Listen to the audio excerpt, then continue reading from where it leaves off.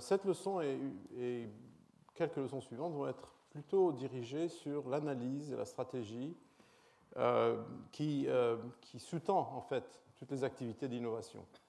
Donc, dans le but de cette chaire d'innovation technologique, aujourd'hui, nous allons parler des approches à l'échelle globale de l'innovation et de ses résultats. Et donc, discuter avec vous un peu de l'ensemble de l'évolution de ce qu'on peut mesurer, parce qu'on ne peut pas vraiment parler d'innovation sans être capable de la mesurer. Et donc, c'est un exercice difficile, mais une des choses que je voulais partager avec vous, ce sont les analyses que nous faisons de manière régulière, tous les 3 ans aux États-Unis, pour essayer d'avoir une vue d'ensemble, non seulement de l'état de l'innovation, mais aussi de la distribution et des changements à l'échelle globale. Donc la première partie de la conférence aujourd'hui va être basée justement sur une comparaison dans ce qu'on peut mesurer des performances de l'innovation à l'échelle internationale. Et c'est un problème qui est un problème d'analyse très difficile à résoudre, mais en fait, on peut le simplifier. Parce que fondamentalement, vous pouvez le séparer en ce qu'on appelle les inputs, c'est-à-dire ce qu'on met dans le système d'innovation, les outputs, c'est-à-dire on fait entrer des ressources et on essaie de mesurer des mesures intermédiaires, et puis bien sûr ce qu'on appelle le outcome, c'est le but final, ce qui est à la fin tangible, donc, et qui arrive, l'innovation qui a été maintenant diffusée, commercialisée, réalisée sur le terrain, qui a fourni en fait son but, c'est-à-dire de subvenir à des besoins qui n'étaient pas satisfaits avant. Donc cette analyse en général, toutes les analyses que vous voyez sur l'innovation en fait ont ce genre de pattern, de manière d'approcher les choses. On mesure donc les fonctions, ce qu'on met. Donc qu'est-ce qu'on met? On met des ressources. Donc, il faut avoir une idée des ressources qui sont investies. En général, c'est à ça que servent les budgets, donc savoir exactement quelles sont les dépenses.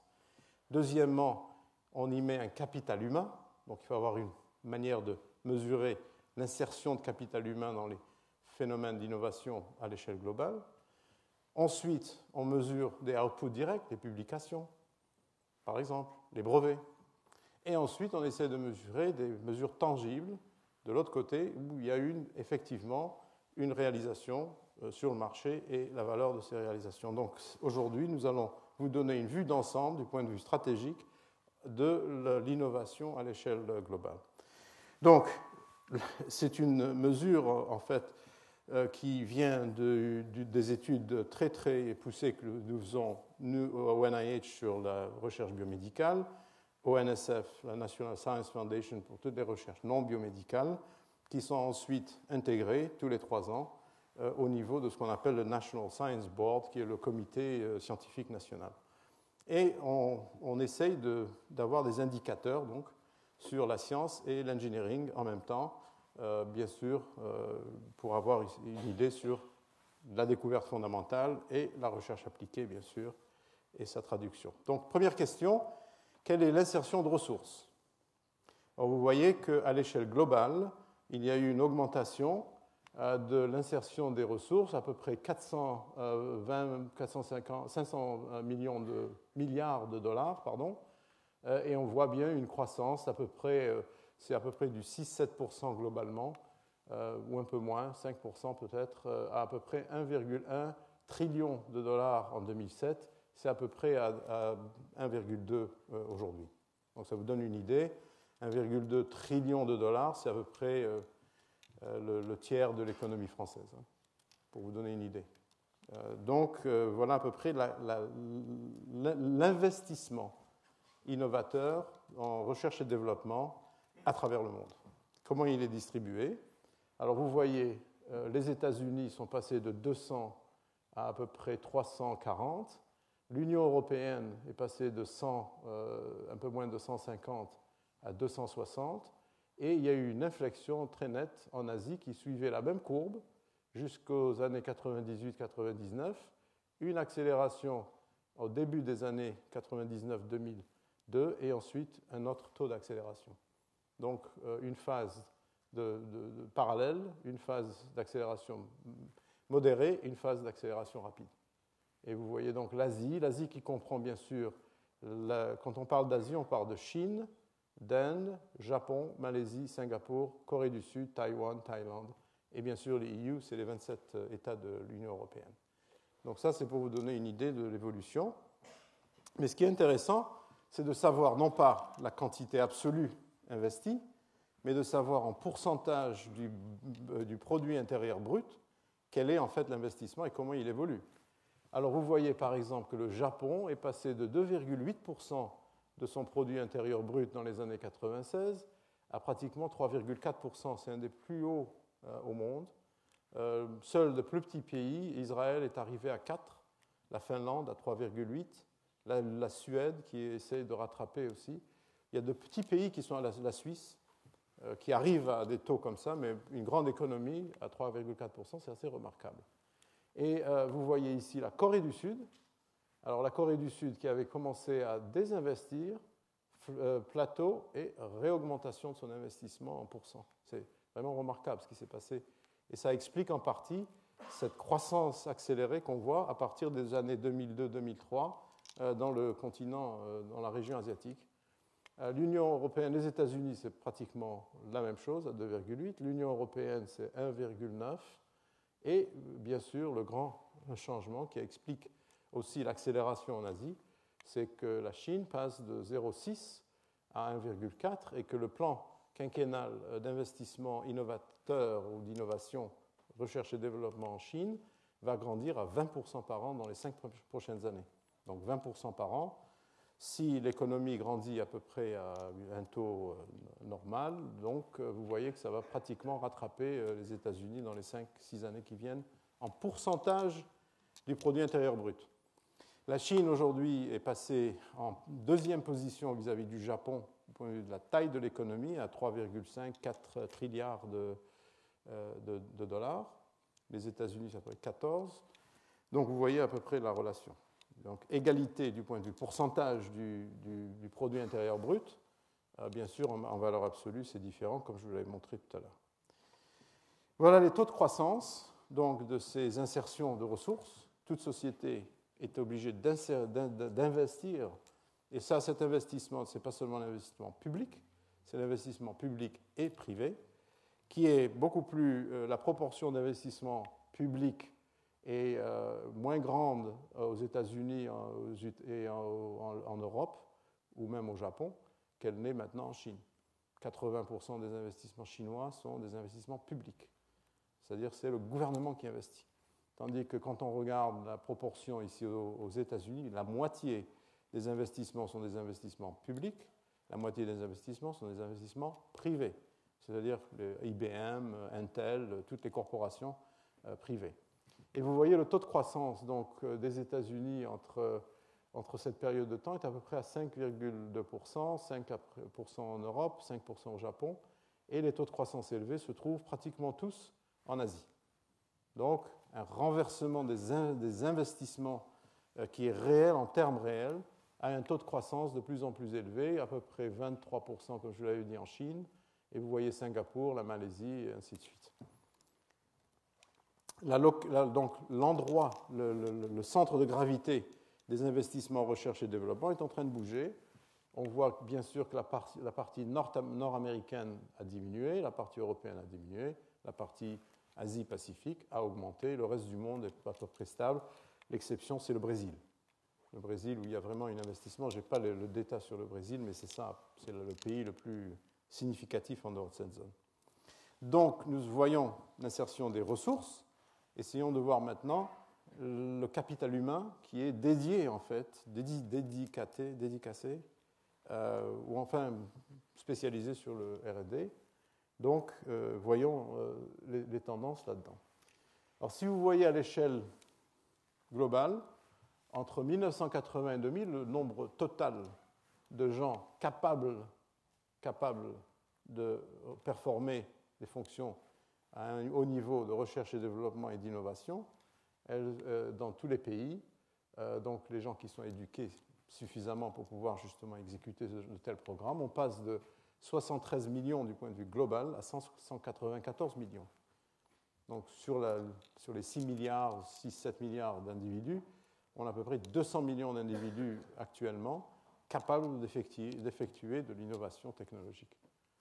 Et la distribution change avec une diminution aux États-Unis, 27% du total, et une grande croissance de la Chine, 5% en 80, 11% d'une portion plus grande en l'an 2000, l'Inde, 8% contre 4%, réduction est très importante en Russie, 13 à 7, au Japon, 10 à 6, et stabilité pratiquement entre France, Mexico.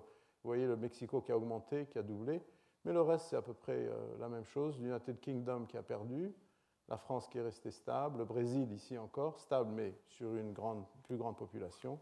Donc augmentation à peu près proportionnelle pour la majorité du pays et disproportionnée pour la Chine, l'Inde en augmentation, la Russie et le Japon en diminution. Quand on regarde, bien sûr, non seulement les gens qui ont été éduqués au niveau tertiaire, donc qui sont capables d'avoir des activités, dans l'échelle de Maslow que j'avais donnée dans la leçon inaugurale, ils sont capables d'avoir des activités de créativité, de créer des... On veut maintenant se concentrer sur l'innovation technologique.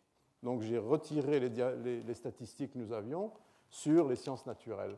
Donc pour les individus en nombre absolu, pas en pourcentage, en nombre absolu, qui ont des degrés, c'est-à-dire des diplômes dans les sciences naturelles et l'engineering. Alors ce que l'on définit par sciences naturelles, c'est les sciences physiques, les sciences biologiques, les sciences de la Terre, atmosphérique, l'océan, l'agriculture, sciences des computers et les mathématiques. C'est ce qu'on appelle les sciences naturelles. Alors vous voyez le chiffre total. En 1998, ça c'est les États-Unis, à peu près 200 000 travailleurs dans les sciences naturelles, enfin formés dans les sciences naturelles, un chiffre qui a été à peu près stable, il y a à peu près 240 000. Bien sûr, stabilité pratiquement dans le monde. Alors ça, c'est le Japon, ça, c'est la Corée du Sud, ça, c'est le Royaume-Uni. On ne peut pas avoir de statistiques EU, globales, pour ce genre de truc, donc je prends des pays représentatifs, l'Allemagne, et la grande différence, c'est la Chine. Vous voyez ici encore ce que je vous avais dit, une petite augmentation à un taux assez qui aurait été... Si on avait pris les taux de croissance des années 98-2000, on serait à peu près là. Il y a eu une accélération absolument remarquable entre 2001 et 2002 qui est liée à un changement de politique d'investissement dans l'innovation en Chine et qui fait que depuis, ils ont pratiquement 800 000 personnes qui sont qualifiées, si vous voulez, du point de vue diplôme pour réaliser de l'innovation technologique. Quand on voit non seulement les gens qui ont un diplôme, quel qu'il soit, licence, mais qu'on se concentre maintenant sur les diplômes à niveau de doctorat, donc de PhD, postdoc, qui vont devenir des postdocs. Alors là, on voit une autre évolution, c'est-à-dire que si vous voyez encore, ça c'est la Corée du Sud, ça passe d'à peu près 3 000 à 4 000 à 6 000 par an. Les États-Unis se maintiennent à peu près à 20 000, c'est dans les sciences naturelles. Et puis ça a augmenté à 25 000. Quand on voit les États-Unis, on voit que la population qui consiste en doctorat aux États-Unis se compose de deux populations. Une population ici, c'est les citoyens US, qui fait à peu près 10 à 12 000.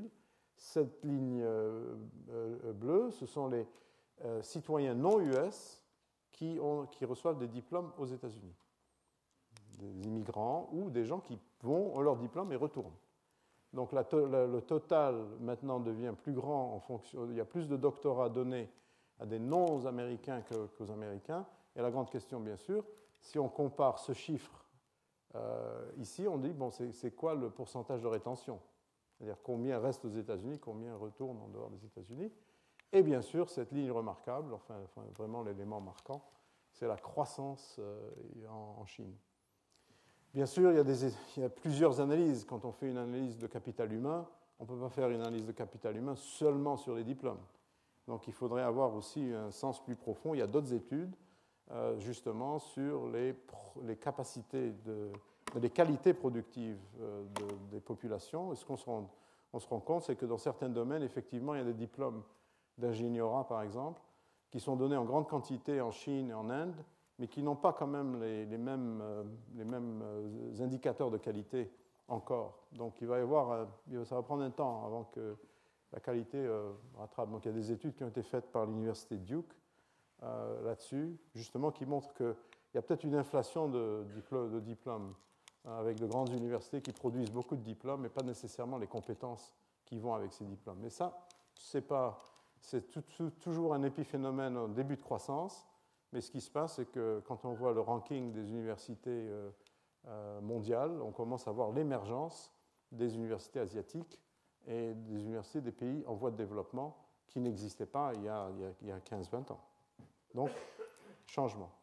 Quel est le pool maintenant de chercheurs qui sont vraiment dans la recherche, pas seulement qui sont diplômés ou qui ont des doctorats, mais qui sont dans la recherche?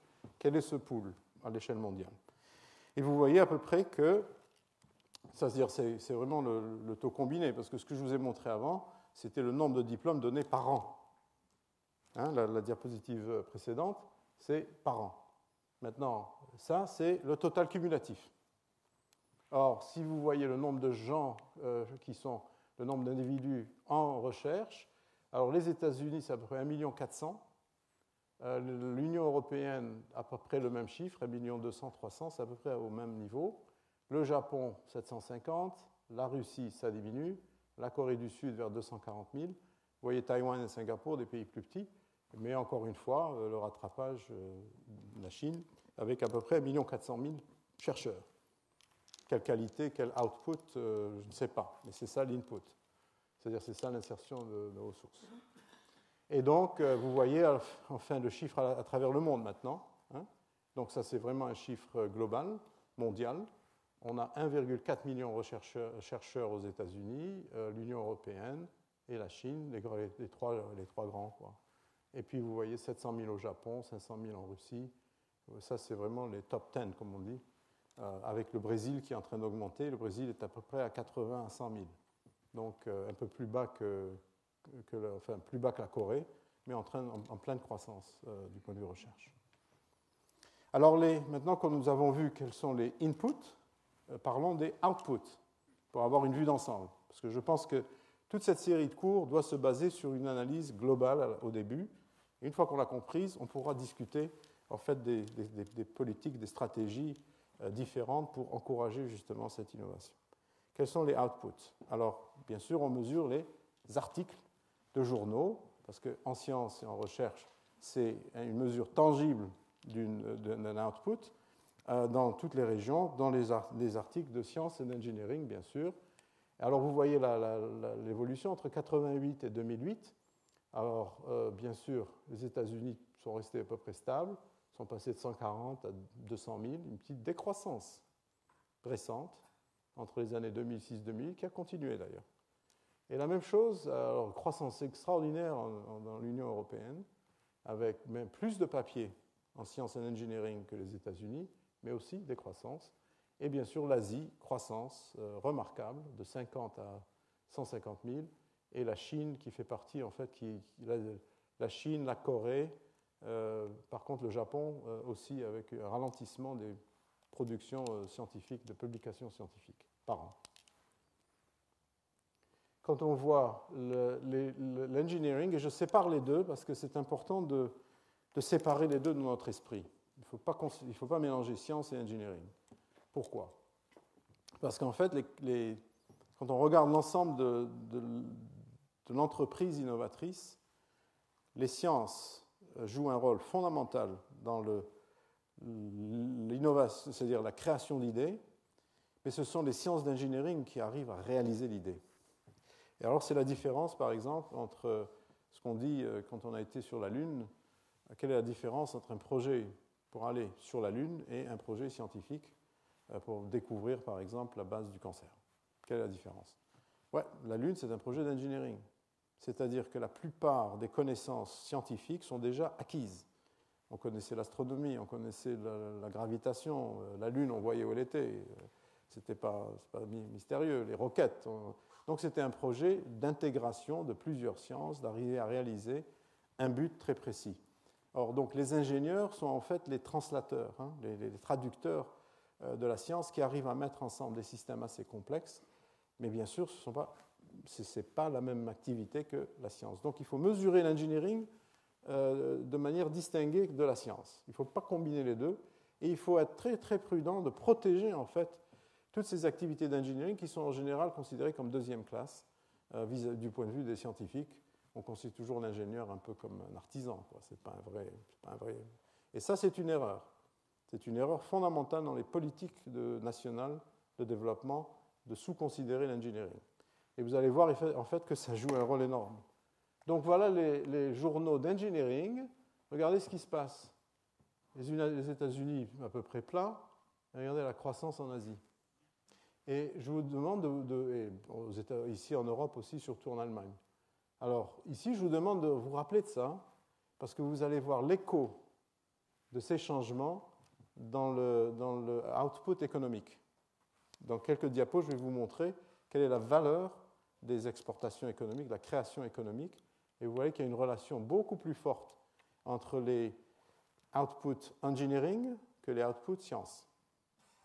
Donc il y a une relation beaucoup plus directe du point de vue de public policy, c'est-à-dire de politique économique, entre les critères d'engineering et l'économie plutôt qu'entre les critères science et l'économie. Ce qu'on voit souvent, par exemple, on le remarque surtout au Royaume-Uni, où il y a vraiment un disconnect, on en parlera plus tard, entre les investissements scientifiques, où ils sont excellents, c'est-à-dire que sur $1 investi en Angleterre, on obtient plus de publications, de brevets et de découvertes qui sont récompensées par les prix Nobel que dans d'autres pays, y compris les États-Unis. C'est-à-dire, vraiment, le système au Royaume-Uni est très productif du point de vue scientifique vis-à-vis de la ressource qui est investie.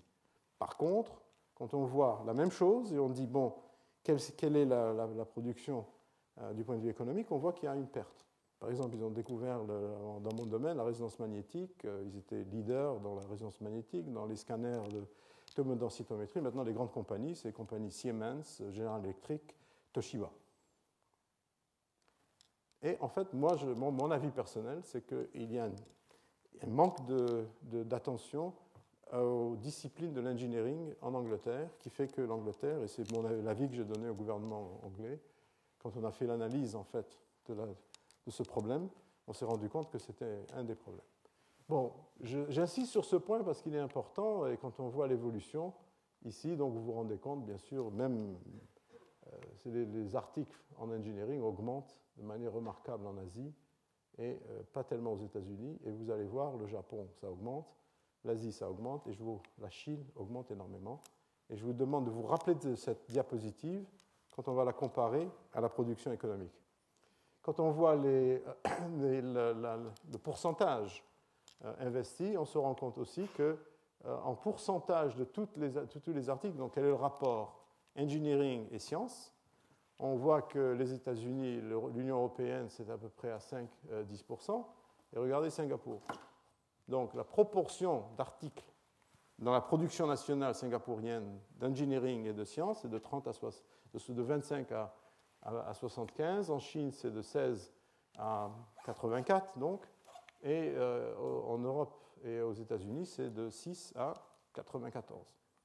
Ça vous donne une idée un peu du moteur d'innovation et de sa balance, en fait, dans chaque pays. Ce qui est remarquable aussi, c'est que quand on regarde l'information qu'on analyse dans les banques de données que nous avons, on remarque une chose qui est remarquable, c'est l'augmentation des collaborations internationales. Et comment on arrive à mesurer ça? C'est en voyant les auteurs de différents articles, soit en sciences, soit en engineering, et leur provenance. Et vous allez voir, il y a une augmentation remarquable du nombre d'auteurs qui ne sont pas de la même région. Donc si on voit un article, par exemple, qui est de France avec un collaborateur en dehors de l'Union européenne, on le cite comme un article de collaboration en dehors de la zone. Donc s'il collabore avec un collaborateur US, on voit qu'en Europe, il y a eu une augmentation, une ouverture du système d'innovation qui n'est plus seulement national ni régional, mais qui devient international. La même chose aux États-Unis. Il y a de plus en plus de co-auteurs qui ne sont pas des États-Unis dans les articles qui viennent d'institutions américaines, que ce soit des co-auteurs asiatiques ou européens. On voit ça au Japon, qui est remarquable parce que le Japon n'avait pas cette tradition de collaboration en dehors du Japon. Par contre, on ne voit pas ça en Chine, ce qui est remarquable. Ça, c'est un point d'observation. Et en fait, on se rend compte que, et je vais vous montrer les informations, qu'il y a beaucoup de circulation interne dans les articles publiés, dans les publications chinoises, qui se réfèrent à elles-mêmes et qui collaborent entre elles, qui n'ont pas encore ouvert leur collaboration à l'échelle internationale, comme le reste des pays. Donc on voit le trending, même en Inde, où le trending était positif, et pas du tout en Chine. Quelque chose de remarquable. Et ça veut dire quelque chose, en fait, quand on connaît un peu le système, et je vais vous montrer pourquoi ça se passe. C'est parce qu'en fait, en Chine, il y a vraiment deux systèmes d'innovation qui sont en train de se développer. Un système très, très compétitif, très encouragé avec des universités de pointe, et un deuxième système derrière avec beaucoup de masse, production de masse, où les articles sont des articles publiés dans des publications chinoises, avec des auteurs chinois, avec des reviewers chinois. Donc une phase, si vous voulez, de séparation qui se passe, qu'on n'arrive pas à capturer du point de vue statistique, c'est-à-dire qu'on arrive à les capturer de manière indirecte, et justement ce fait que, malgré l'expansion, il n'y a pas eu une expansion des collaborations. Pas encore, mais elle va venir. Et donc, quels sont les nouveaux patterns de recherche? Alors, si on voit maintenant non seulement les publications et les co-auteurs, une manière de mesurer la collaboration, on peut voir aussi les citations. C'est-à-dire, citations, ce sont dans les références. Quand on cite un auteur en référence, on cite un auteur qui a bien sûr contribué quelque chose à votre compréhension du problème. Donc, on fait des analyses de citations assez poussées pour savoir, bon, si je suis aux États-Unis, combien de fois je cite quelqu'un en Europe, combien de fois je cite quelqu'un en Chine. Donc, on voit ici les citations dans les papiers US, hein, c'est-à-dire aux États-Unis, quand on voit les publications Sciences et ingénierie, combien de fois on cite un auteur dans les références de l'Union européenne. Alors, vous voyez que c'est en augmentation de 18 à 25% et plus, enfin non, à peu près 25%. On ne cite pas tellement le reste du monde, on cite l'Asie de plus en plus, on cite le Japon de manière égale, et bien sûr l'Asie, les 8, c'est-à-dire et la Chine, les citations dans les pays, dans les articles américains de travaux faits en Chine augmentent, mais encore dans les 2-3%. Vous voyez ? Qu'est-ce qui se passe dans les citations maintenant? Alors, à l'inverse, on peut faire l'observation inverse. Si on voit les journaux et les publications asiatiques, qu'est-ce qui se passe dans le pourcentage de citations qu'ils font d'auteurs aux États-Unis? On voit une décroissance. De plus en plus, les auteurs asiatiques ne citent de moins en moins, si vous voulez, des articles qui viennent des États-Unis, des articles qui viennent du Japon. Par contre, ils citent également les articles de l'Union européenne, et bien sûr, ils se citent entre eux. C'est-à-dire qu'il y a une augmentation de ce qu'on appelle les cross-citations, hein, de citations croisées dans l'Asie entre les publications. Là, il faudra avoir une analyse un peu plus fine, parce que, encore une fois, on se demande si ce n'est pas une dichotomie, si vous voulez, dans le système d'innovation asiatique et chinois en particulier, où une population de scientifiques se cite entre eux et une, en fait, est beaucoup plus connectée internationalement. Cette analyse n'a pas été faite, je ne la connais pas. Et donc, ce qu'on voit, c'est qu'effectivement, alors, on cite de moins en moins les États-Unis et l'Union européenne en Chine, et on cite de plus en plus l'Asie elle-même, vous voyez le changement, moins le Japon, et on cite surtout des travaux internes à l'intérieur de la Chine. Il y a une autre interprétation de ce phénomène, c'est que en fait, le moteur d'innovation en Chine est en train de commencer à circuler, et donc il y a une circulation interne de plus en plus vibrante, de plus en plus vitale, et c'est un bon signe.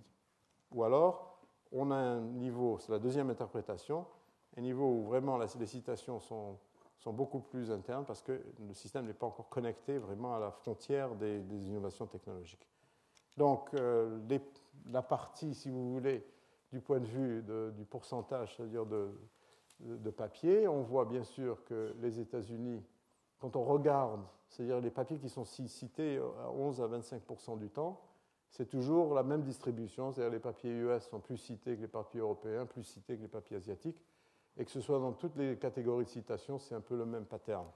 C'est-à-dire qu'encore, on retrouve qu'il y a les papiers importants, les papiers qui sont cités le plus souvent parce qu'ils font la base de travaux subséquents, sont encore d'origine US et Europe, mais avec une croissance bien sûr en Asie. Maintenant, on peut voir les brevets. C'est une autre manière de mesurer en fait le output de l'innovation technologique. Et voilà la distribution des brevets. Elle est pratiquement stable. Parce que ça prend quand même quelques années. Une fois qu'on a investi les ressources financières, une fois qu'on a développé le capital humain, ça prend 10 à 15 ans pour avoir une productivité en brevet qui soit équivalente. Donc vous ne voyez pas les tendances que je vous ai montrées, vous ne les voyez pas dans les brevets. Tout au moins pas encore. Et alors, dans les brevets aussi, il faut faire très attention parce qu'on a deux catégories de genres de brevets. On s'est rendu compte de ça dans les années 90-95. Comme au Japon, par exemple, ils avaient créé des systèmes de bonus qui dépendaient de la production des brevets. Donc, si vous étiez employé dans une boîte japonaise ou à l'université, on regardait le nombre de brevets auxquels vous avez appliqué comme une des conditions de promotion. Et donc, il y a eu une inflation dans les applications de brevets. Or, vous le savez, on peut faire un brevet, on peut se mettre d'accord maintenant, on peut faire un brevet cet après-midi. Enfin, ce n'est pas très difficile d'avoir une application, c'est-à-dire de faire un brevet, mais quelle est la qualité de ce brevet? Donc, problème de mesure des qualités. Donc, quand on parle de brevets, on parle aussi d'une catégorie de brevets qui s'appelle High Value Patents, qui ont des brevets à haute valeur. Comment on les retrouve, ces brevets? C'est en fait en déterminant s'ils ont été appliqués dans la région européenne, c'est-à-dire, déposés en région européenne, asiatique et US. Pourquoi? Parce que quand on développe un brevet et qu'on veut le déposer, ça coûte cher. Or, ce qui est très clair, c'est que quand un brevet n'est pas considéré de haute valeur, le chercheur japonais le dépose au Japon, mais ne le dépose pas en Europe ou aux US. Donc, ce n'est pas un brevet considéré par l'inventeur comme étant de haute valeur. Vous voyez ce que je veux dire? Donc, on a vu donc la part des brevets qui sont vraiment à haute valeur, qui sont déposés dans les 3 régions du monde. Et là, vous voyez ensuite, bien sûr, c'est le même pattern, une décroissance progressive aux États-Unis, au Japon, et puis une croissance en Asie.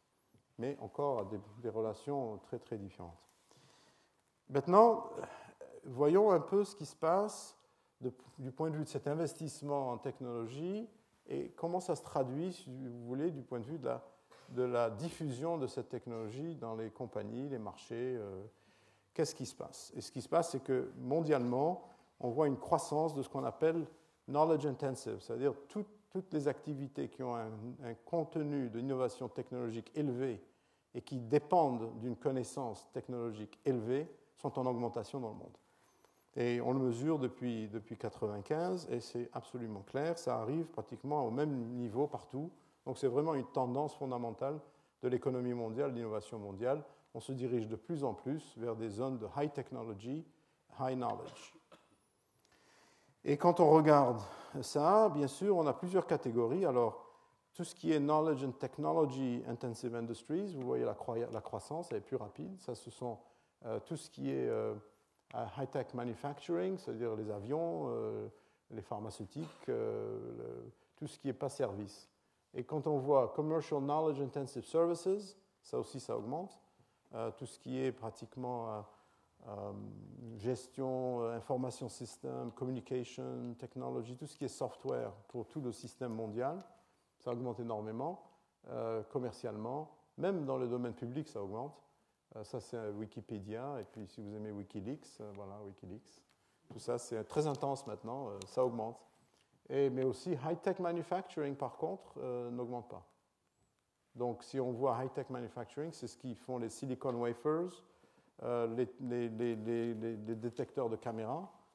Par exemple, sur votre téléphone, vous avez un chip qui fait la caméra avec laquelle vous prenez photos, c'est une technologie CMOS, et ben maintenant c'est devenu une commodité mondiale, alors qu'à l'époque c'était super secret comme technologie. Donc il n'y a pas vraiment eu d'augmentation en high-tech manufacturing, mais plutôt en ce qu'on appelle super high-tech, super knowledge, où on a besoin d'intégrer une capacité manufacturière et une capacité logicielle de gestion.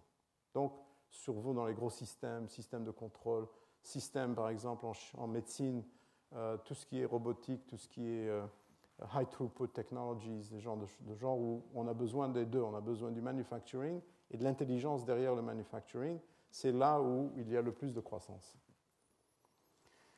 Et quand on voit la valeur ajoutée, alors vous voyez ce que je voulais vous dire tout à l'heure, c'est qu'on voit la valeur ajoutée, on la voit associée en fait encore au brevet et aux différences et les collaborations internationales. Il y a une relation très directe. Alors bien sûr, les États-Unis avaient commencé plus tôt parce qu'il y avait des politiques d'innovation dont on parlera qui avaient commencé plus tôt, et rattrapage bien sûr de l'Union européenne, extraordinaire, mais aussi du reste du monde, et bien sûr stagnation au Japon. C'est vraiment remarquable, le Japon est plat, et augmentation en Chine, mais pas du tout dans la même qualité de valeur. C'est-à-dire qu'on voit l'apparence de ce genre de technologie en Asie, mais on a l'impression que la valeur ajoutée n'est pas encore réalisée là-bas, elle est réalisée ailleurs, en Europe et aux États-Unis. Ça, encore, ça c'est high-tech manufacturing. Alors, regardez la croissance de high-tech manufacturing en Chine. Donc, il y a encore eu high-tech manufacturing qui a grandi partout, mais ça a diminué au Japon et augmenté en Chine. Transfert, en fait, de technologie qu'on va voir entre Taïwan, la Corée du Sud, le Japon et la Chine.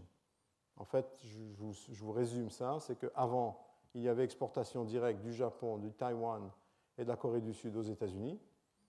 Maintenant, c'est plus exportation des technologies en Chine, du Japon, de la Corée du Sud, du Taïwan en Chine et de Chine aux États-Unis. Et on va le voir. Pourquoi? Parce que c'est le cost of goods. Alors voilà, par exemple, quand on voit computer manufacturing, computer and office manufacturing, et vous voyez l'évolution entre 1995 et 2000. Les États-Unis étaient au top du manufacturing, le Japon était encore aussi au top du manufacturing. Regardez la décroissance du manufacturing des ordinateurs au Japon. Regardez par exemple l'Asie, le reste de l'Asie, et je n'ai pas le détail sur la Corée, mais c'est la même chose, et la croissance en Chine. Mais ça ne veut pas dire que le Japon a perdu sa capacité de faire des ordinateurs ou que les États-Unis, non. C'est un transfert global. C'est-à-dire que, comme c'est une commodité, on essaie de diminuer le coût, ce qu'on appelle cost of goods, et on va donc dans le pays où il y a le plus de capacité de faire ça et de manufacturer ces produits sans perdre la valeur ajoutée pour le propriétaire. Donc Toshiba, par exemple, fabrique tous ses ordinateurs en Chine, et ça, c'est la technologie Toshiba, encore. Mais la Chine s'est positionnée pour pouvoir être réceptrice, parce qu'elle a investi, comme je vous l'ai montré, dans les années 90, dans le capital humain. Donc ils n'ont pas le capital technologique, mais ils ont eu le capital humain. Et avec des politiques d'innovation, avec croissance, en fait, dans la recherche et le développement, comme vous l'avez vu. Donc ça se rejoint. Toutes ces forces-là se rejoignent. Il faut avoir une vue intégrée pour ça. Et ce qui se passe, c'est que la partie puisque c'est la chaire d'innovation technologique, je voulais vous donner un peu un sens de l'importance de l'innovation technologique dans l'économie mondiale. En fait, ça augmente. Il y a un boom et un premium sur l'innovation technologique. Par exemple, 50% de l'activité économique actuelle est due à des avancées d'innovation, des innovations et des avancées technologiques des dernières 40 années. 50% de l'économie actuelle. C'est-à-dire que si on trace tout ce qu'on a fait pendant 20 000 ans avant ça, ça ne génère que 50% de l'activité actuelle. Ce qu'on a généré les 40 dernières années génère 50%. C'est remarquable. C'est une période historique qu'on n'a jamais vue avant, en fait. Et c'est une période historique qui pose énormément de questions, du point de vue social et du point de vue politique. Donc voilà, en fait, tout ce qui est en global high-tech, c'est devenu par exemple, 60% de export shares, c'est relié à ce genre d'État. Et si vous voyez maintenant tout ce qui est high-tech exports, c'est-à-dire les exportations de high-tech, même phénomène, décroissance des exportations aux États-Unis, explosion en Chine, décroissance au Japon, l'Union européenne, flat. Et tout ça, ça reflète en fait des politiques d'innovation dont on parlera au cours de ces leçons et qui ont un effet justement sur ce genre d'impact, non seulement du point de vue scientifique engineering, mais aussi les économistes, les politiques économiques sont très importantes dans ce domaine. Bon, je crois que je suis en train de vous montrer la même chose, c'est-à-dire, bon, ça c'était high-tech exports, ça c'est aussi high-tech exports, ça c'est maintenant communication technology products, les téléphones, le iPhone, le Samsung, la télévision, enfin tout ce qui est communication, vous voyez le même phénomène. Vous voyez par exemple ici, je crois que ça c'est l'Union européenne encore, et les États-Unis, Chine et Japon. Donc transfert en fait avec un essai de compétitivité vis-à-vis des coûts qui va bien sûr s'équilibrer dans les 10-15 années qui viennent. Encore plus remarquable quand on voit le pourcentage des exports high-tech aux États-Unis. Et c'est là une diapo importante parce que ça montre ce que je vous ai dit. C'est-à-dire que quand on voit les exportations du Japon vers les États-Unis, elles sont tombées. Mais quand on voit les exportations du Japon vers la Chine, elles sont montées. Quand on voit les exportations de Taïwan vers les États-Unis, vous voyez là, Taïwan to United States, collapse. Mais regardez les exportations de Taïwan vers la Chine. Donc, ce qui s'est passé, c'est qu'avant, on avait un monde bipolaire où les exportations, c'est-à-dire l'équilibrage économique se faisait entre Taïwan, la Corée, le Japon et les États-Unis directement. Et maintenant, un troisième player où on exporte du Japon des technologies, les machines, le know-how, c'est fait en Chine et c'est réexporté aux États-Unis à des coûts moindres, qui fait que le consommateur aux États-Unis arrive à avoir des produits à des coûts ici en Union européenne. Vous voyez un peu le pattern, hein? Donc l'innovation technologique se distribue et se redistribue.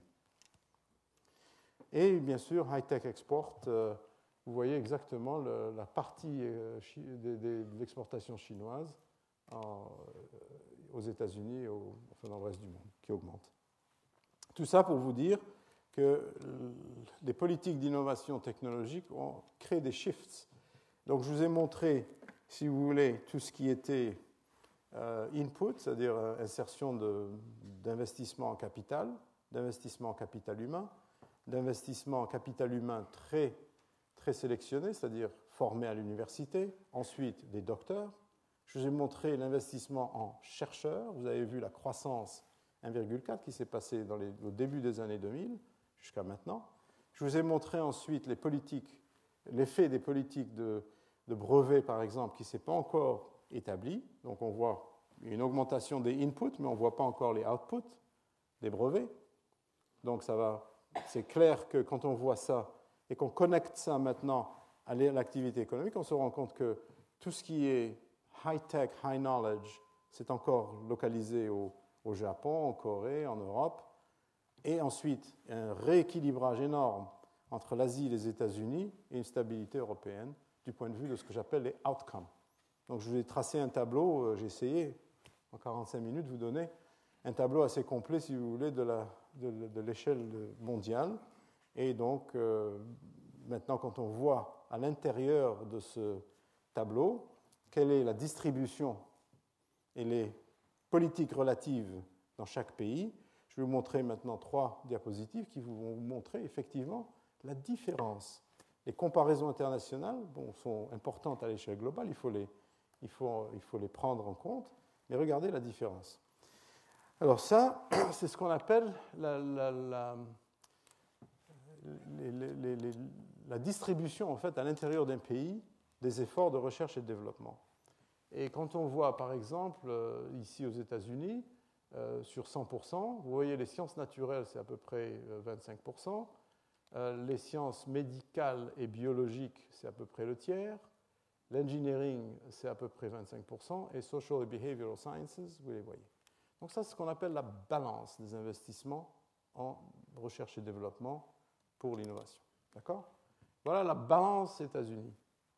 Alors là, maintenant, vous avez tous les autres pays et vous allez pouvoir comparer quelle est, à l'intérieur de ce data, de cette information que je vous ai donnée, quelle est la distribution relative. Alors vous voyez qu'en Chine, pratiquement 60% sont dans ce qu'on appelle les natural sciences, en dehors de la biologie, de la médecine et de l'engineering. Vous voyez? La biologie, médecine, biologie énorme, médecine très peu. Et bien sûr l'engineering qui entre en très, très grande augmentation. Regardez l'Inde. Aussi natural sciences, pas énorme en biologie, mais quand on voit les programmes d'investissement en Chine et en Inde, ils sont pratiquement à 60% dirigés sur la biologie et la médecine biomédicale. Donc il va y avoir une croissance dans ce domaine-là et une décroissance dans les sciences naturelles. Je vous laisse voir un peu ce qui se passe au Japon, où il y a un engineering qui est beaucoup plus représenté que dans notre pays. Et si je peux, regardez la Pologne. Encore, la Pologne est la marque de ce qu'on appelle le Soviet Union style d'économie planifiée. Et en fait, j'en avais parlé dans la leçon inaugurale, j'en ai juste passé un point. Il faut bien vous rendre compte qu'il y a une tension fondamentale dans toutes les politiques internationales entre décisions centralisées et systèmes décentralisés. Systèmes centralisés sont en général guidés par des investissements publics, où c'est l'État qui détermine en fait les distributions. Et en général, il y a une préférence dans ces investissements-là pour avoir un retour économique rapide. Donc ce qu'on voit, c'est en fait très peu de biologie, très peu de santé, parce que l'innovation médicale est considérée par les économistes comme quelque chose qui coûte de l'argent, qui ne rapporte pas d'argent. C'est beaucoup mieux d'avoir quelqu'un qui ne vit pas trop longtemps, qui meurt vite. C'est bon pour les économistes. Je rigole. Mais c'est en fait le fait que dans les économies centralisées, il n'y a pas de demande de bas en haut, donc on dirige l'économie plutôt vers les sciences naturelles, l'engineering. Ce qu'on voit souvent dans les pays, les anciens pays de l'Union soviétique, la France beaucoup plus balancée, vous voyez la balance française, l'Allemagne un peu plus d'engineering, et vous voyez, regardez le United Kingdom par exemple, beaucoup plus en biologie et qu'en engineering ou en sciences, Netherlands, bon. Et regardez la Russie. Vous voyez ce que je veux dire? Le pattern de plus un système est décentralisé, plus il y a une distribution un peu homogène. Plus un système est centralisé, plus il y a des distributions anormales. Je ne sais pas si... vous voyez un peu la distribution en Australie, en Turquie. Quand on n'a pas d'académie des sciences qui contrôle ou le ministère de l'économie ou le ministère de la science qui contrôle tout, on a une distribution un peu plus homogène. C'est la loi que je partage avec vous, c'est ma loi, c'est mon observation, elle n'est pas du tout scientifique, mais c'est un peu ce qu'on voit un peu partout dans le monde. Quand on circule dans le monde, on se rend compte qu'en fait, c'est la distribution qu'on voit. Eh bien, donc, c'était un peu la lecture actuelle. Je voudrais peut-être avoir une conversation avec vous.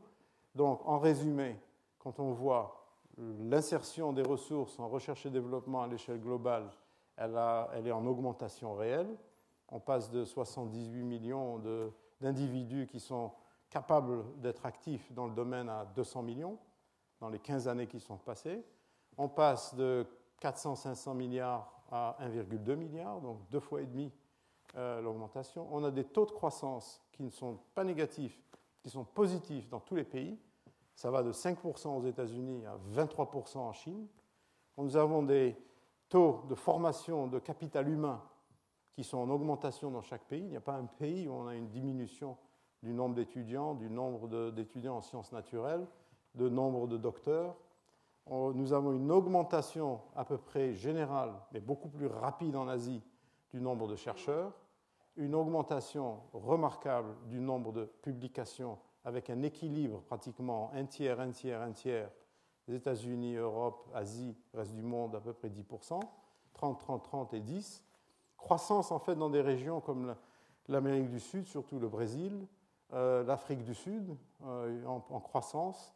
Donc on remarque qu'il y a quand même une expansion globale. du point de vue de la part de l'économie mondiale, donc du outcome qui se passe, on remarque encore que les brevets donc, à haute valeur, sont encore prédominamment des brevets d'origine US-Europe, mais avec une croissance en Asie qui continue, US-Europe-Japon. Hein.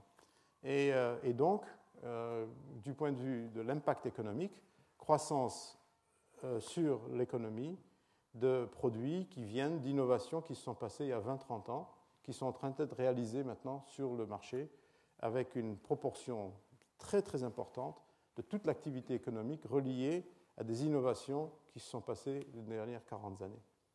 Et une distribution inégale, avec des balances inégales qui reflètent en fait la diversité des politiques, la diversité des sociétés dans le monde, comme je vous l'ai montré dans les dernières diapositives. J'espère que ça vous donne une vue d'ensemble un peu globale qui permettra d'ancrer en fait toutes les conversations successives. Merci.